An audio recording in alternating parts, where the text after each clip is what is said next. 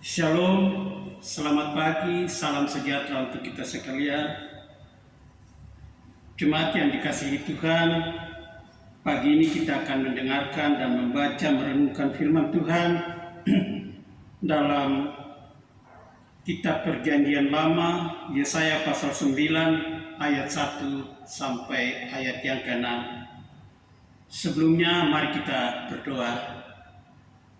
Bapa yang kami sembah di dalam nama Yesus Kristus, Tuhan dan Juru Selamat kami boleh mengucap syukur atas kasih karunia dan berkat-Mu yang senantiasa Kau limpahkan dalam hidup kami. Pagi ini kami akan membaca, merenungkan kembali firman-Mu. Bimbing dan kuasai kami dengan Roh Kudus, berikan kami hikmat pengertian akan apa yang kami baca. Mampukan kami untuk melakukan apa kata firman ini dalam hidup dan kehidupan kami. Di dalam nama Yesus kami berdoa. Amin. Jemaat yang dikasihi Tuhan, firman Tuhan dari Yesaya pasal 9 ayat 1 sampai ayat yang ke-6 demikian bunyinya. Bangsa yang berjalan di dalam kegelapan telah melihat terang yang besar. Mereka yang diam di negeri kekelaman, atasnya terang telah bersinar.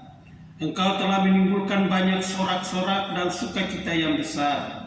Mereka telah bersukacita di hadapan-Mu, seperti sukacita di waktu panen, seperti orang bersorak-sorak di waktu membagi-bagi jarahan. Sebab puk yang menekannya dan gandar yang di atas bahunya, serta tongkat si penindas, telah Kau patahkan seperti pada hari kekalahan Midian.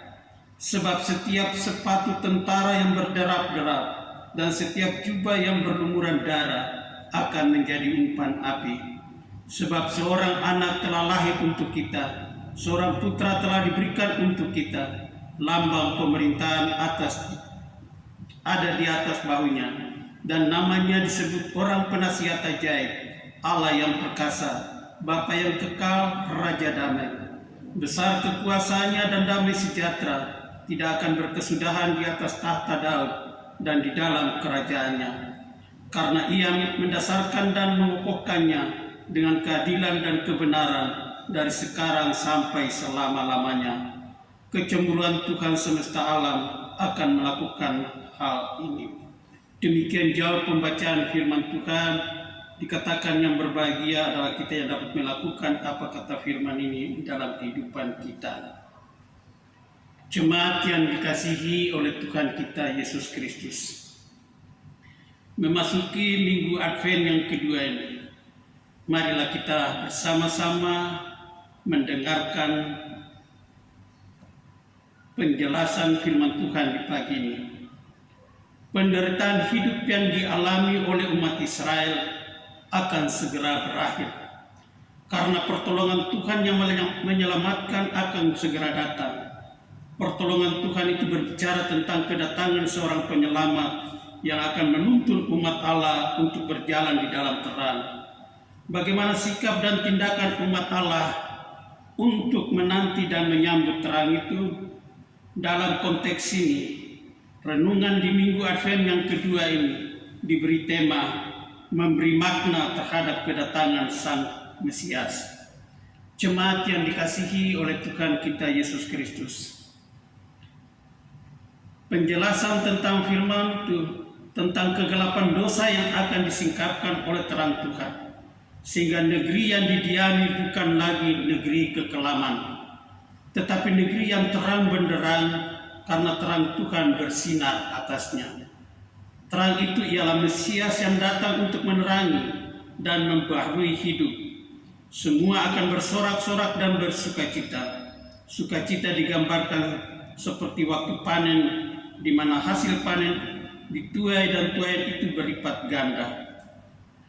Juga demikian Tuhan itu Maha Pengasih, tapi tidak pendendam.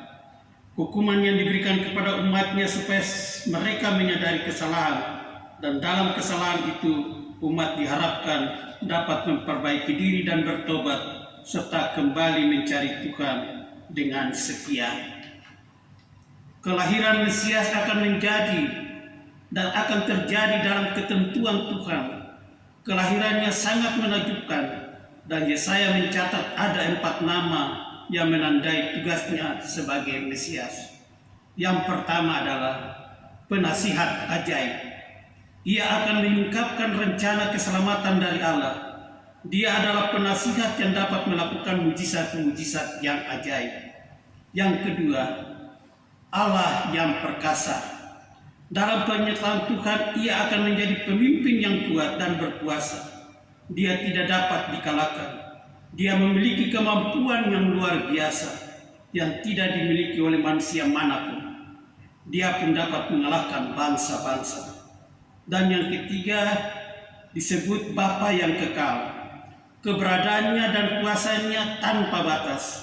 Ia menjamin umatnya untuk memperoleh hidup kekal sebagai Bapa yang kekal dan berbelas kasihan. Dan yang keempat disebut sebagai Raja Damai. Dia datang sebagai Raja di atas segala raja. Pemerintahnya membawa damai bagi semua umat manusia. Damai itu yang memampukan umat untuk dapat melakukan segala aktivitasnya dengan baik. Mesias yang akan datang sangatlah berkuasa atas hidup manusia, walaupun dia yang berkuasa, tapi dia bukan untuk menindas. Kekuasaannya memberi pertolongan, sukacita dan damai sejahtera bagi seluruh kehidupan dalam keadilan dan kebenaran. Jemaat yang dikasihi oleh Tuhan Yesus Kristus, yang perlu kita lakukan di dalam kehidupan kita memasuki minggu Advent yang kedua ini adalah kita juga wajib untuk menyingkapkan segala kegelapan hidup, yaitu kehidupan dosa kita, harus bertobat dan kembali kepada kebenaran Allah dan hidup di dalam terang damai dan sukacita.